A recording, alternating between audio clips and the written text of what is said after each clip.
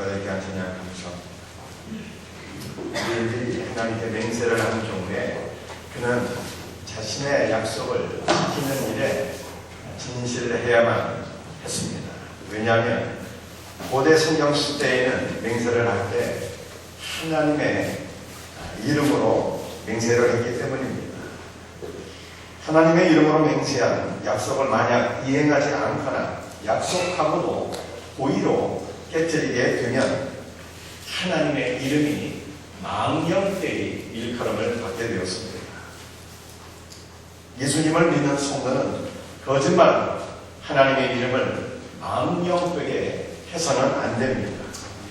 성도는 하나님의 이름의 영광을 위하여 거짓을 멀리하고 진실된 말을 해야만 합니다. 그러나 유대 종교 지도자들은 하나님의 이름으로 맹세하는 것은 반드시 지켜야 되지만 하나님의 이름으로 맹세하지 않은 것은 꼭 지키려고 노력할 필요가 없다. 이렇게 가르쳤습니다. 그러나 예수님은 맹세와 서원에 대해서 결론적으로 이렇게 말씀하셨습니다. 맹세는 불필요한 그 시기에 도무지 맹세하지 말라. 도무지 맹세하지 말라고 하는 말씀은 하나님과 사람에게 어떤 중요한 약속도 해서는 안 된다라고 하는 뜻이 아닙니다. 도무지 맹세하지 말라고 하는 말씀은 유대인들과 같이 마음을 속이기 위하여 거짓되고 허황된 맹세를 해서는 안 된다라고 하는 뜻입니다. 사탄은 거짓의 아비이며 우리가 믿는 하나님은 정직하시고 약속하신 말을 반드시 지키시는 신실하신 분입니다. 따라서 하나님의 자녀는 한번 말하는 것은요 반드시 지키는 정직한 자가 되어야 할 것을 믿으시기를 바랍니다. 오늘 본문 말씀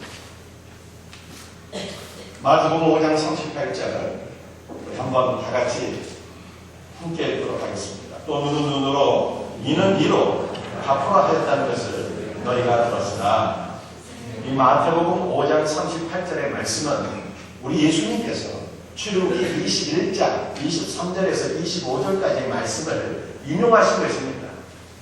생명은 생명으로 눈은 눈으로 이는 이로 손은 손으로 발은 발로 된 것은 된 것으로 생하게 한 것은 생함으로 때린 것은 때림으로 갚을지니라 이 말씀을 인용하십니다. 그리고 이 출애굽기 21장의 말씀은 레위기서 24장과 신명기 19장에도 반복되어 나타나고 있습니다. 이 출애굽기 21장의 말씀이 무슨 뜻일까요? 이 말씀은 상대방이 내 눈을 상하게 했으면 나도 상대방의 눈을 상하게 하고 상대방이 내 일을 부러뜨렸으면 나도 상대방의 일을 부러뜨릴 수 있다라고 하는 말씀입니다. 왜 사랑의 하나님께서 상대방의 악행에 대해서 용서하라 이렇게 말씀하지 아니하시고 받은 대로 갚아주어라 이렇게 말씀하셨습니다. 이거 잘 이해가 되지 않는 것 같습니다. 눈은 눈으로 이는 이로 갚으라고 하는 말씀은요 사실은 두 가지 의미를 갖고 있는 말씀이에요. 첫 번째는 우리 한번 세리목 한번 크게 읽어보겠습니다. 개인적으로 원수에게 보복하라는 말씀이 아닙니다. 이 눈은 눈으로 이는 이로 갚으라고 하는 말씀은 개인적으로 원수에게 보복하라라고 하는 말씀이 아닙니다. 이 말씀은 오히려 개인적으로 보복하는 것을 금하기 위하여 법정에서 개인의 분쟁을 해결하라고 하는 말씀이에요. 구약 성경은 곳곳에서 개인이 원수에게 보복하는 것을 금지하고 있습니다. 레위기서 19장 18절 말씀인데요. 원수를 갚지 말며 공포를 원망하지 말며 이웃 사랑하기를 내 자신과 같이 하라 말씀하셨습니다. 잠언서 20장 22절에서는 너는 악을 갚겠다 말하지 말고 여호와를 기다리라 그가 너를 구원하시리라 말씀하셨어요. 그래서 눈은 눈으로 이는 이로 갚으라고 하는 것은 개인 간에 원수에게 보복한다라고 하는 그런 차원이 아니라 법정에서 개인의 분쟁을 해결하라 라고 하는 말씀을 드렸습니다. 두 번째로 눈은 눈으로 이는 이로 갚으라고 하는 말씀은요, 공동체 구성원을 악인들의 폭력에서 보호하기 위한 물법입니다. 폭력을 행사하는 자를 징계하지 않으면 계속 폭력을 행사하는 악인들의 득세에서 공동체 안에서 힘없는 의인들이 고통을 당하게 됩니다. 따라서 눈은 눈으로 이는 이로 갚으라고 하는 말씀은 폭력을 행사하는 악인들을 법정에서 심판함으로 그 공동체를 보호하라고 하는 말씀이 되겠습니다. 따라서 눈은 눈으로 이는 이로 갚으라고 하는 이 말씀은요, 개인 간의 보복을 금하며 공동체를 악인들의 폭력에서 구하여 공동체 안에 진정한 사랑과 정의를 구현하라 라고 하는 말씀으로 이해하면 되겠습니다. 유대 종교 지도자들은요, 이 눈은 눈으로 이는 이로 갚으라고 하는 말씀을 완전히 잘못 해석하고 적용했습니다. 개인 간의 보복을 얼마든지 할 수 있는 것으로 왜곡해서 이 말씀을 유대인들에게 가르쳤습니다.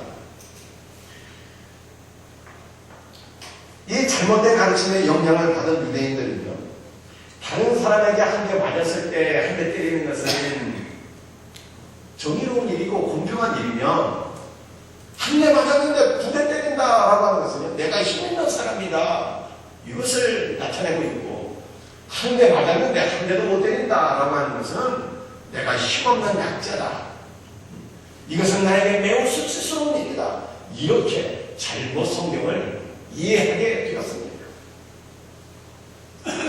예수님은 유대 종교 지도자들에 의해서 왜곡된 성경 말씀을요, 다시 다르게 해석해 주셨어요. 눈은 눈으로 이는 이로 갚으라고 하는 말씀은요, 개인 간의 원수를 갚으라고 하는 말씀이 아니었죠. 그래서 우리 예수님께서는 오늘 본문 말씀 마태복음 5장 39절에서 이렇게 말씀하셨습니다. 우리 한번 성경 보면서 다 같이 크게 한번 읽어봅시다. 나는 너희에게 이르노니 악한 자를 대적하지 말라. 악한 자를 대적하지 말라고 말씀하셨어요. 개인적인 원수를 갚는 일을 삼가라 라고 하는 말씀입니다. 여러분들에게 악한 자가 누구일까요? 악한 자를 대적하지 말라고 말씀하셨어요. 여러분들이 악한 자라고 하는 것은요, 마귀를 뜻하는 것이 아닙니다. 만약에 이 영어 성경에 이 정관사 벼가 붙는다는 말씀이죠. 마귀가 돼요. 예수님께서 악한 자를 대적하지 말라고 말씀하셨는데, 이 말씀이 만약 마귀를 가리키는 것이라면 악한 자를 대적하지 말라고 하는 말씀은요, 너는 마귀나 죄악에 대해서 타협하고 적당히 살아도 된다, 이렇게 우리가 이해를 해도 되는 거예요. 그러나 악한 자를 대적하지 말라고 하는 말씀은요, 악한 자 마귀를 가리키는 것이 아닙니다. 여기서 말씀을 하고 있는 악한 자라고 하는 것은요, 바로 여러분들에게 피해를 가져다 주는 원수, 악을 행하는 사람, 그 사람을 의미하는 거예요. 악한 사람을 뜻하는 것입니다. 그래서 악한 사람을 대적하지 말라라고 하는 말씀은요, 개인 간의 원수를 갚는 것을 우리 주님께서 행하지 말라고 하는 것입니다. 예수님의 말씀을 잘못 깨달은 사람 가운데 한 명이 19세기 러시아의 소설가이자 사회개혁가인 톨스토이였습니다. 그는 예수 그리스도의 가르침을, 예수 그리스도를 나의 개인의 구원자와 주님으로 믿고 영접하며 악한 자를 대적하지 않는 것이 예수 그리스도의 가르침의 핵심이라고 생각했어요. 따라서 톨스토이는요, 악인을 징벌하기 위한 법정이나 정부나 경찰이나 군대 등은 필요 없는 것으로 생각했습니다. 왜냐하면 법정이나 정부나 경찰이나 군대 등은 악인의 악을 대적하고 심판하기 위한 조직인데, 이것은 악한 자를 대적하지 말라라고 하는 예수님의 가르침과 위배되는 것으로 생각했기 때문입니다. 톨스토이의 사상을 이어받은 사람이 인도의 간디입니다. 간디의 이론은 사실상 무정부주의에 가까웠어요. 간디는 국가를 조직적인 형태의 폭력을 행사하는 부정적인 집단으로 이해를 했습니다.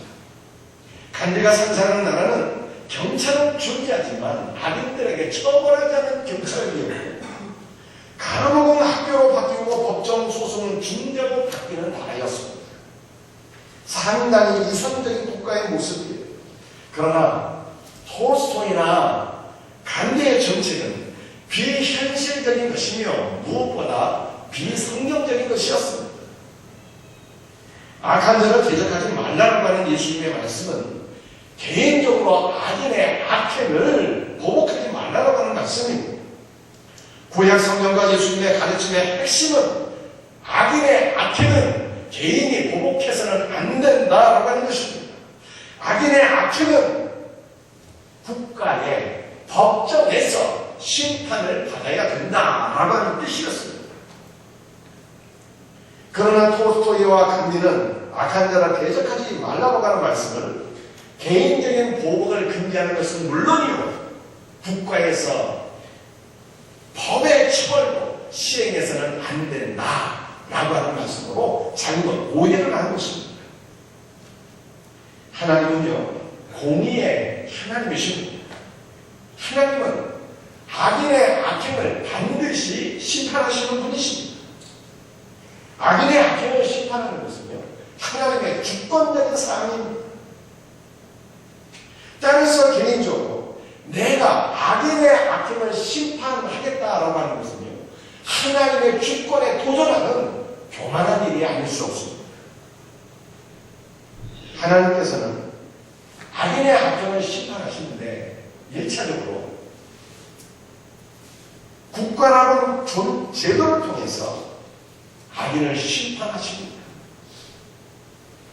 로마서 13장을 보면 국가는 하나님께로부터 권세를 부여받은 기관입니다. 국가는 악을 행하는 자들은 벌하고 선을 행하는 자들은 상 주도록 하나님께로부터 권세를 부여받은 기관이에요. 그러나 타락한 국가의 제도는 때로는 하나님의 공의를 제대로 반영하지 못합니다. 정경 유착을 통해서 무죄가 성립되기도 하고, 가난하고 힘없는 백성들에게는 유죄가 성립되기도 합니다. 따라서 공의로우신 하나님의 최후의 심판이 남아있는 거예요. 종말의 마지막 날에 하나님의 최후의 심판이 있습니다. 예수님을 믿어서 모든 죄를 사함받은 성도는요, 심판의 대상이 아닙니다. 왜냐하면 우리 구주 예수 그리스도께서 저와 여러분의 모든 죄를 십자가 보혈로서 다 사해 주셨기 때문입니다. 우리가 받아야 될 모든 죄의 형벌을 우리 예수님께서 십자가에서 우리 대신 다 이미 받으셨기 때문에 예수를 믿는 성도에게는요, 더 이상 죄로 인한 심판이 없는 것을 믿으시기 바랍니다.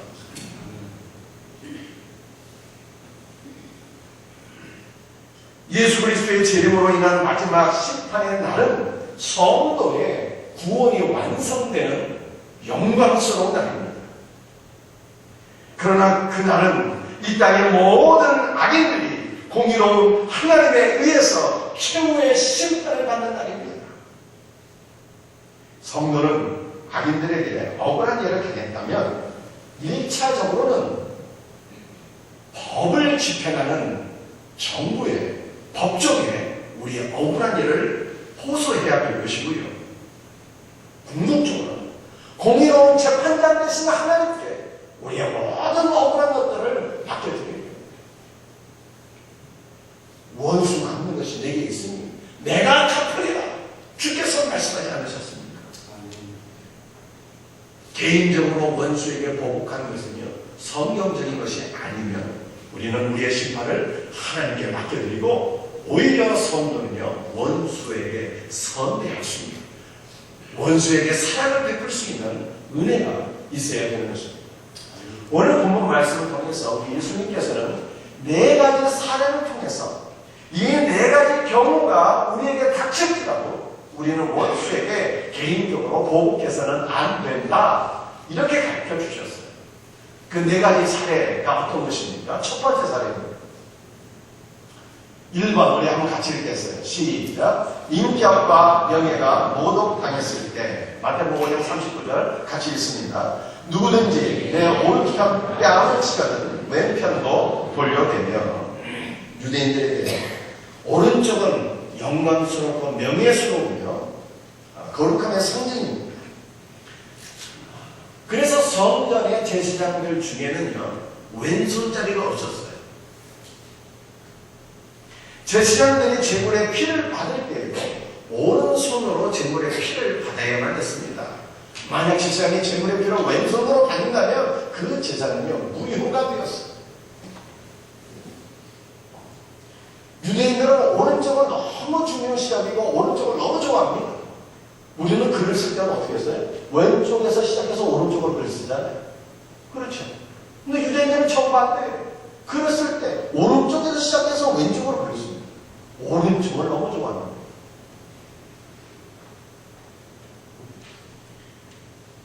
유대인들이 오른쪽을 좋아한다는 개념은 일상생활 전반에서 동일하게 적용되었습니다. 유대 사회에서 왼손을 탁자 위에 올려놓고 말을 한다든지, 왼손으로 악수를 청한다든지, 누구의 집에 초대받았을 때 왼손으로 음식을 먹는다든지, 왼손으로 어떤 사람을 가리키거나 손가락질을 하는 것은 그 상대방을 매우 모욕하는 행동으로 인식되었습니다. 유대인은 오른쪽은 영광과 명예를 상징하는 반면에 왼쪽은 수치를 상징한다 생각했습니다. 따라서 유대인이 자신의 신체 가운데 소중하고 명예스러운 오른쪽 뺨을 얻어맞는 것은 매우 불명예스러운 일이었습니다. 더욱이 악한 자가 의로운 자의 오른쪽 뺨을 따르기 위해서는요, 왼손을 사용하든지 아니면 오른손으로 상대방의 오른쪽 뺨을 치기 위해서는요, 손등으로 쳐야 되는 거예요. 손등으로. 그러니까 왼손을 사용하든지 오른손 등을 사용해서 상대방의 오른쪽 뺨을 때리는 것은요, 이중으로 상대방의 인격을 극히 모독하는 일이었습니다. 우리 예수님은 이렇게 상대방이 우리의 인격을 크게 모욕해서 우리의 자존감에 깊은 상처를 안겨주었을 때 어떻게 하라고 말씀하셨어요? 개인적으로 보복하지 마요. 차라리 왼편도 돌려대라. 그렇게 말씀하십니다. 이 말씀은 우리에게 큰 모욕과 상처를 안겨준 사람이 있을지라도 맞상대해서는 안 된다는 거예요. 원수 갚으면 안 된다는 거예요. 원수 갚는 것은 하나님께 맡겨드리고 공의로운 하나님께서 다 보고 다 들으시기 때문에 심판하시기 때문에 하나님께 맡겨드리고 우리는 원수에게 차라리 왼쪽 뺨으로 때리라고 돌려 대하는 거예요. 어떠한 경우에도 원수에게 보복돼서는 안 된다고 우리 예수님 말씀하셨어요. 두 번째 사례는 어떤 경우인가 하면 법정에서 고소를 당했을 때입니다. 마태복음 5장 40절 말씀 우리 한번 같이 읽어보겠습니다. 시작. 또 너를 고발하여 속옷을 가지고자 하는 자에게 도둑 가지고 가지게 하며. 원수가 속옷을 가지고자 하여 너를 법정에 고발한다면 그를 대적하지 말고 차라리 도둑까지 내주라, 이 말씀이에요. 유대인들에게는요, 오른쪽이 왼쪽보다 너무 명예스럽고 중요한 가치 있는 것이라고 제가 말씀드렸습니다. 마찬가지로 유대인들에게는요, 속옷보다는 그것이 너무나도 중요한 거예요. 법정에서 어떤 사람이 우리의 속옷을 가지기 위해서 고소를 했다면 그를 대적하지 말고 차라리 그것까지 내주라. 성경시대의 가난한 자들에게 돈을 빌려주는 자들이 담보물로 잡을 수 없는 것이 두 가지가 있었어요. 하나는 맷돌이었습니다. 여러분들 유대인들의 주식은 말씀드리고 밀과 보리거든요. 이 밀과 보리를 맷돌에 넣어서 갈아갖고 이것을 빵으로 만들어 먹는 거예요. 그 맷돌을 저당 잡으면은 빵을 만들어 먹을 수가 없잖아요. 그래서 맷돌은 절대로 잡을 수 없는 담보물입니다. 그런데 담보로 잡을 수 없는 것이 한 가지가 더 있었어요. 그것은 바로 겉옷이었습니다. 가난한 사람들은 겉옷을 낮에는 외투로 두르고 다니다 밤에는 담요로 덮어야 씁니다. 가난한 사람들에게 겉옷은요 유일한 담보이기 때문에 이것이 없으면 밤에 추위로 고통을 당하게 됩니다. 가난한 사람들이 겉옷을 담보로 잡힐 경우에 채권자는요 그 담보를 해지기 전에 돌려줘야 돼요. 아침에 담보로 겉옷을 저당 잡혔는데 해지기 전에 돌려줘야 되는 거예요. 이거 없으면 밤에 추위로 고생하기 때문에 따라서 해지기 전에 담보로 돌려줘야 된다는 것은 이 겉옷을 담보물로 잡지 못했다라고 하는 것입니다. 겉옷을 담보로 잡을 수 없었던 것은 가난한 자들에게 겉옷이 단순히 외투여 담요이기 때문만은 아니었습니다. 이거보다 훨씬 더 중요한 의미가 있었어요. 겉옷을요 탈릿이라고 합니다. 유대인들은 이 겉옷을 부름으로 하나님의 보호하심과 하나님을 향한 경외심과 두려움이 생겨난다 이렇게 생각했습니다. 유대인들에게 겉옷을 길게 부르는 것은요 자신이 하나님 앞에서 얼마나 경건한지, 자신이 하나님을 얼마나 사랑하는지, 자신이 하나님의 인격을 얼마나 고대하는지, 그리고 자신이 얼마나 경건한 사람인지 이러한 것을 나타내는 일이었습니다. 하지만 겉옷이요 그것 자체도 중요한 것은 아니었습니다. 이 겉옷을 매우 중요하게 가치 있게 만들어주는 것이 하나 있었는데 그것은 겉옷에 달린 옷단술이라고 하는 것이었습니다. 나중에 기회가 되면 동영상 이미지 한번 보여드리도록 하겠습니다. 여러분들 이 옷단술이라고 하는 것을요 이게 찌찌트라고 했어요. 한번 발음해보면 찌찌트 이 옷단술이라고 했어요. 이것을. 그런데 이 시부리어 그 자음에는요 하나하나 이 숫자가 부여되어 있습니다. 자음 하나하나가 일정한 숫자를 가리켰습니다.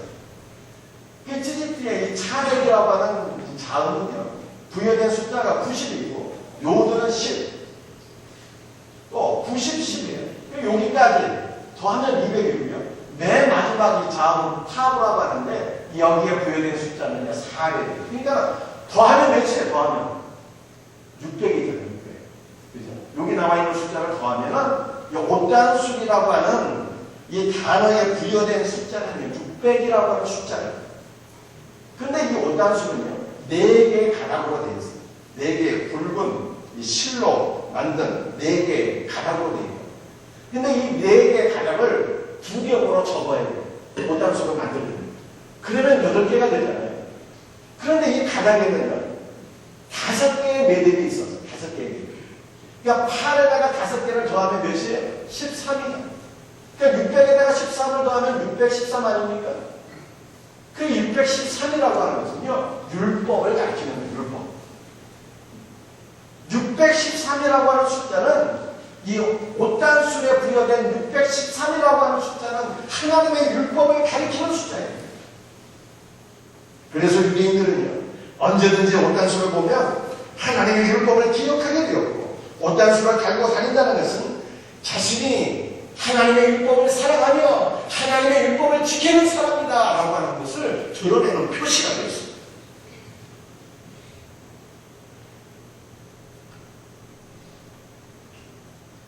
구약성경 3편 2장 19절 말씀을 한번 같이 읽어보겠습니다. 그의 어미가 내년절을 드리러 그 남편과 함께 올라갈 때마다 작은 겉옷을 지어다가 그에게 주었더니 누가 누구에게 겉옷을 지어줬다는 말씀입니까? 한나가 그 사랑하는 아들 기도함으로 얻은 그 아들 사무엘을 위해서 매년 성전에 올라가서 제사를 드릴 때마다 사무엘의 겉옷을 지어서 아들에게 주었다 이 말씀이에요. 왜 그렇게 했어요? 사무엘이 옷이 없으니까 그죠? 아이는 자라가고 입고 있던 옷은 맞지 않고 그래서 해마다 옷을 지어주었다 그런 뜻이 아니라 유대인의 겉옷에는요 옷단술이 달려있어요. 이 옷단술은 율법을 상징하는 거예요. 그래서 한나가 자기 아들 사무엘에게 조언한 거예요. 조언. 너는 하나님의 말씀을 살아가며 하나님의 말씀을 잊지 말며 하나님의 말씀을 늘 묵상하며 하나님의 말씀대로 사는 자가 되어라. 이것을 교훈하기 위해서 겉옷을 지어줍니다. 사랑하는 성도들, 여러분들 자녀들에게 어떠한 교육을 실행하고 계십니까? 하나님의 말씀을 부지런히 가르칠 수 있는 신앙의 부모들이 되기를 주의 이름으로 축복합니다. 열왕기하 2장 13절 말씀도 한번 읽어보겠어요. 엘리야의 몸에서 떨어진 겉옷을 주워 가지고 돌아와 요단 언덕에 서서, 이 말씀은 무슨 말씀입니까? 주의 선지 엘리야가 불말과 불수레를 타고 하늘로 승천했어요. 죽음을 맛보지 않고 하늘로 승천했습니다. 그런데 엘리야가 승천할 때 겉옷이 떨어졌어요. 엘리야의 제자인 엘리사가 엘리야의 그 겉옷을 주워 가지고 왔다는 말씀이에요. 그런데 이 엘리야가 입던 겉옷은요, 바로 선지자의 영적 권위가 담긴 옷단술이 있는 겉옷이었어요. 엘리사가 이 겉옷을 주워 가지고 와서 요단강을 이 겉옷으로 이리저리 치매 요단 강물이 갈라지는 기적의 역사가 나타나고 있습니다.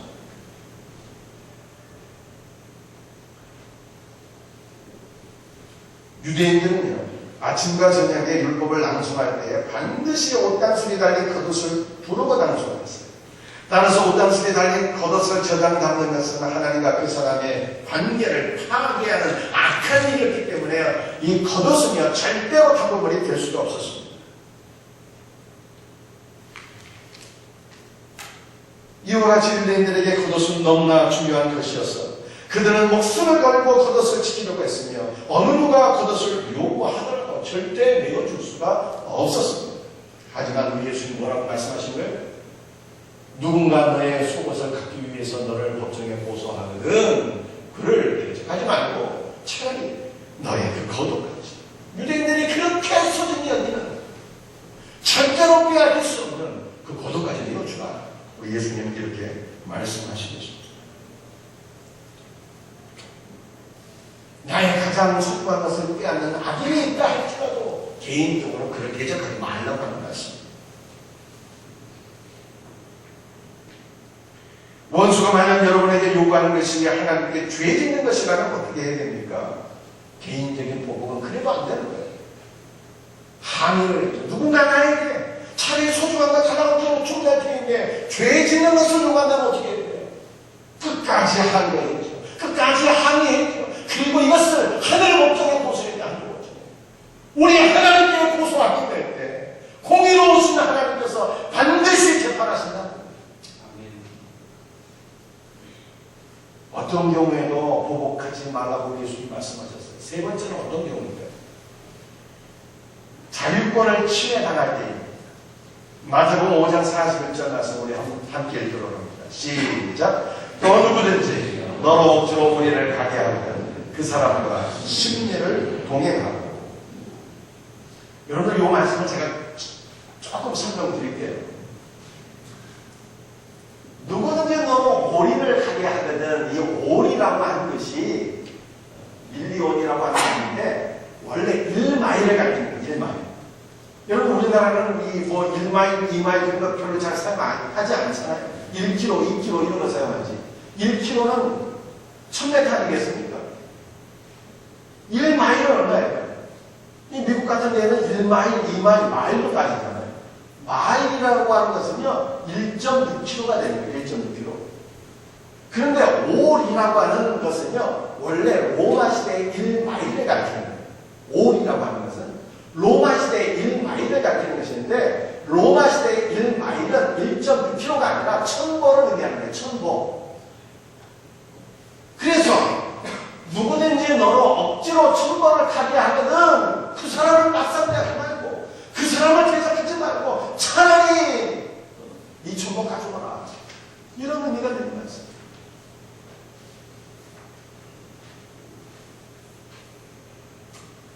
로마 군인은 물건을 옮길 때 어떤 유대인에게든지 1마일, 즉 1000벌을 옮겨달라고 요구할 수 있었습니다. 예수님께서 빌라도의 법정에서 채찍질과 노지 고문을 당하시고 골고다의 현장으로 십자가를 지고 가실 때 예수님은 이미 모든 기름을 다 쏟아내서 더 이상 십자가를 지고 갈 수가 없었어요. 그러자 로마 군인은 구레네 사람 시몬을 불러서 너 이 예수의 십자가를 네가 대신 지고 가라, 이렇게 명령을 내렸습니다. 로마 군인의 명령에 구레네 시몬은 따라야 했습니다. 그런 대신 예수님을 대신해서 십자가를 지고 골고다 언덕까지 올라가야 했습니다. 구레네 시몬의 경우와 같이 유대인이 로마 군인의 명령으로 무거운 물건을 옮길 때에는 단순히 힘든 일을 하는 것만이 아니라 피지배 민족으로서 굴욕감을 느껴야 했습니다. 그런데 예수님은 로마 군인이 억지로 일말을 가게 하면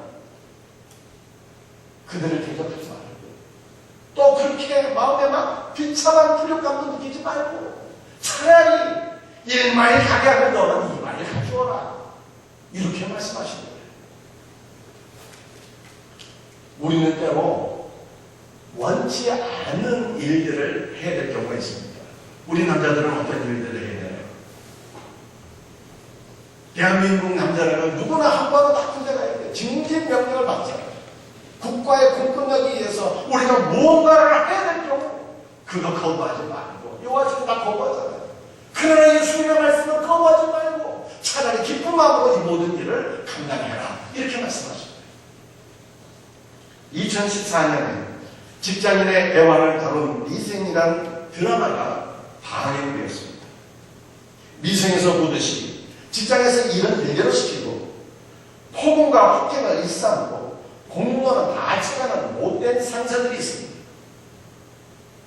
여러분, 우리 예수 믿는 성도들이 이런 사람들은 아닙니다. 이 마지막 시대 우리 전도하기가 얼마나 어렵습니까? 어제도 제가 제 신방 때 잠깐 우리 남자 집사님과 같이 교제할 때 이런 얘기 했지만 얼마나 전도하기 힘들어요. 직장에서 우리 예수 믿는 성도들이 실력을 경배해서 순전하고, 그러나 부하들을 억압하는 못된 상사가 아니라 인격을 갖춘 신자들이 될 때 이 마지막 시대에 아무리 세상이 악하고 전도가 있는데요, 예수 믿는 신자들이 바르게 살면 영향력을 미치는 사람이 될 수 있습니다. 우리 생명샘교회 성도들은 이런 크리스찬들이 되시기를 바랍니다. 여러분들 직장에서 폭언과 폭행을 일삼고 공로는 다 채가는 못된 상사들이 있어요. 그럼에도 불구하고 직장에서 상사가 여러분들에게 어떤 부당한 일을 시킬 때 그것이 죄 짓는 것이 아니라면 직장 상사를 대적하지 말고 기쁜 마음으로 이 모든 일을 다 하라는 거예요. 불의한 일이라면 그까지 한거한데 그럼에도 불구하고 대적하지 말아야 돼요. 불의한 일을 시킨다면 심판을 법에 호소하고 궁극적으로 공의로우신 하나님께 이 모든 것을 하소연할 때 공의로우신 하나님께서 반드시 재판하신다라고 하는 말씀입니다. 마지막 네 번째, 이러한 경우에도 우리 예수님은 보복하지 말라고 말씀하십니다. 원수가 공경에 처했을 때, 여러분 원수가 공경에 처했어요. 나를 괴롭힌 원수가 공경에 처했으면 이때가 찬스 아닙니까? 그죠? 이때를 기회로 삼고 우리가 보복하면 원수 꼼짝도 못하잖아요. 그런데 우리 예수님께서는 원수가 공경에 처했을 때 개인적인 보복을 하는 것 절대로 하나도 금하십니다. 마태복음 5장 42절에 나왔습니다. 같이 읽겠습니다. 내게 구하는 자에게 주며 내게 구고자 하는 자에게 거절하지 마라. 원수가 공경에 처했을 때 그때를 기회로 삼아서 보복하는 자, 이건 절대로 안 되는 거고, 오히려 원수가 공경에 처했을 때는요, 긍휼히 여기며 도와주는 사람이 되어라, 이렇게 우리 예수님이 말씀하셨어요.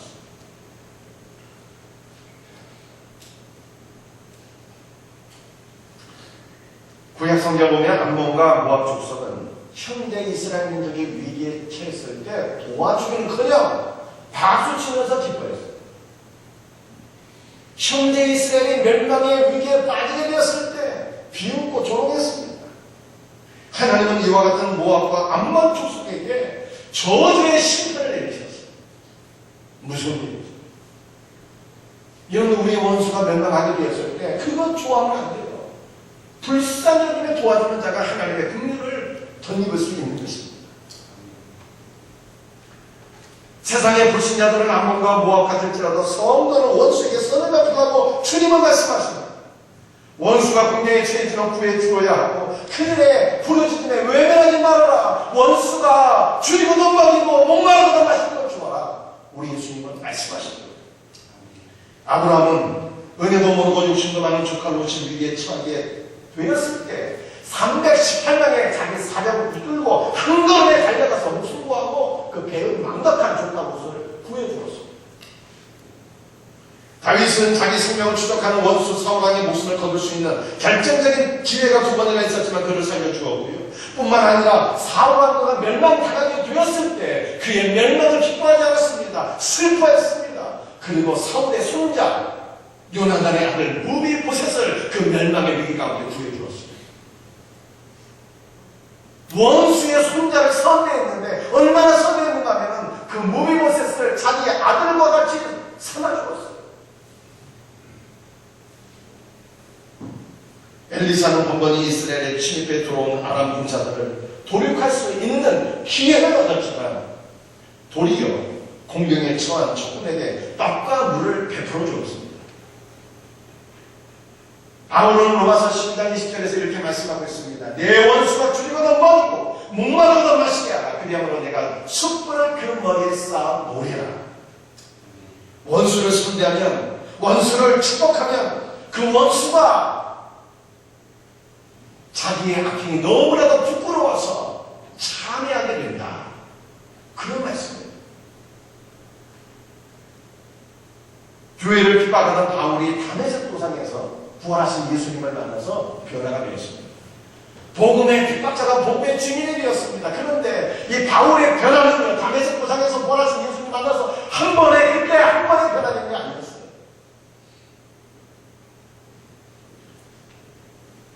바울은 스데반 집사가 돌에 맞아 순교할 때 결정적으로 역할을 한 사람이었습니다.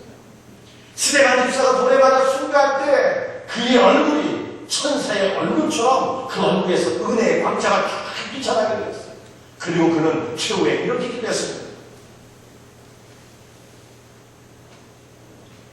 주 예수여 내 영혼을 받아 주옵소서. 주여 저들의 죄를 저들에게 돌리지 마옵소서. 이렇게 기도하고 그는 순교했습니다. 스데반 집사의 순교의 모습에 바울은 충격을 받았어요.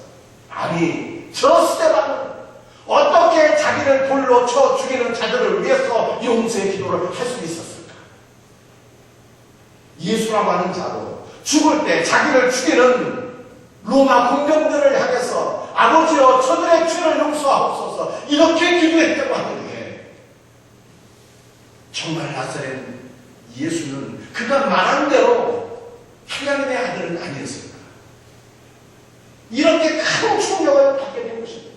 이런 충격 가운데 고민하다가 그가 다메섹 도상에서 부활하신 예수님을 만나게 되었을 때 완전히 변화된 것입니다. 원수가 할지라도 용서할 때 그 원수가 변화된다는 말씀이에요.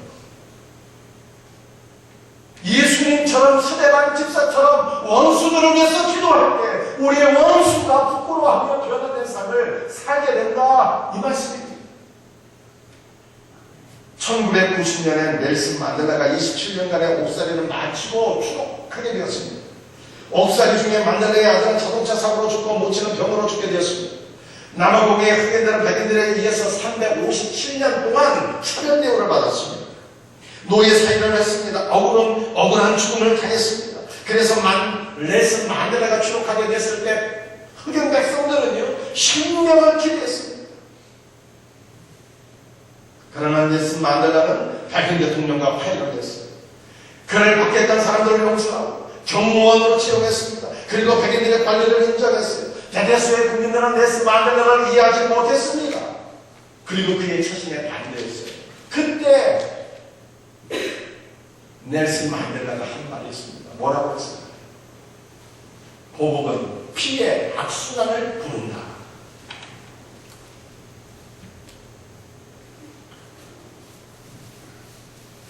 성도는 하나님의 은혜를 생각하고 원수를 용서해야 됩니다. 오히려 사랑하고 선대해야 돼요. 아니 어떻게 한 대 맞으면 한 대 때려야지.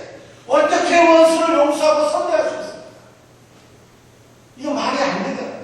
우리 어떻게 이런 삶을 살 수 있어요? 여러분들 건물 지붕에는요 피레침이 달려있는데 이 피레침은 수만 볼트의 충동 번개를 맞아도요 끄떡도 없습니다.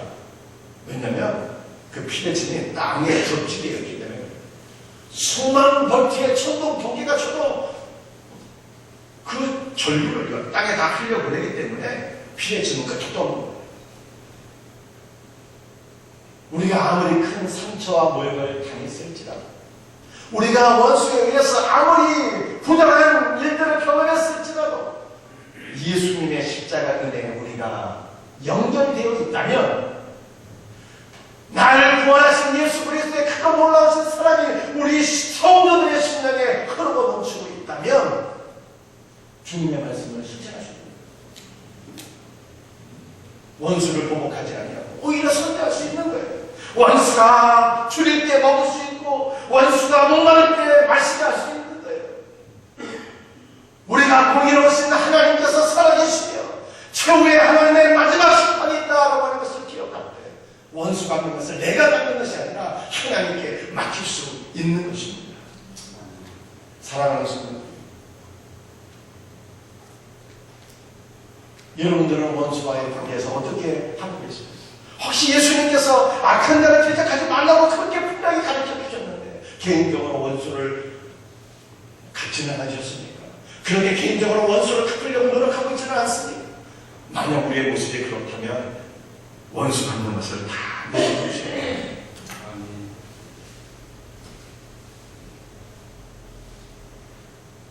성도는 어떠한 상황에서든지 십자가의 은혜를 기억하면서 원수를 용서하고 선대해야 됩니다.